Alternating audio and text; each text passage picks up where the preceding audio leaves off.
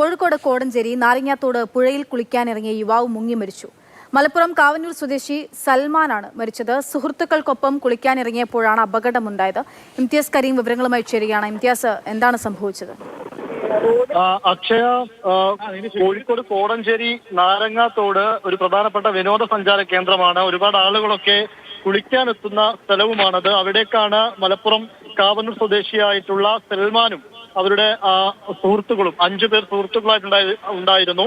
അവരടക്കം കുളിക്കാൻ വേണ്ടിയിട്ട് അങ്ങോട്ടേക്ക് എത്തിയത്. ഇതിനിടയിലാണ് നാരങ്ങാത്തോട് വെള്ളത്തിലെ കയത്തിൽ സൽമാൻ മുങ്ങിപ്പോകുന്ന അവസ്ഥയുണ്ടായത്. ആ സമയത്ത് സുഹൃത്തുക്കൾ അവിടെ ഉണ്ടായിരുന്നെങ്കിലും രക്ഷിക്കാൻ പറ്റിയില്ല എന്നുള്ളതാണ് കാര്യം. ഉച്ചയ്ക്ക് 12 മണിയോടെയാണ് നാരങ്ങാത്തോടിൽ ഇങ്ങനെ ഒരു അപകടം ഉണ്ടായത്.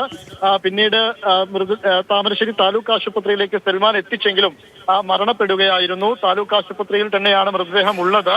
ബന്ധുക്കളൊക്കെ അങ്ങോട്ടേക്ക് എത്തിയിട്ടുമുണ്ട്. പോസ്റ്റ്മോർട്ടം നടപടികൾ കഴിഞ്ഞതിന് ശേഷമായിരിക്കും മൃതദേഹം വിട്ടുകൊടുക്കുക. അക്ഷയ, ശരി, സൽമാനാണ് ജീവൻ നഷ്ടമായിരിക്കുന്നത്. ഇംതിയാസ് കരീം വിവരങ്ങൾ നൽകി.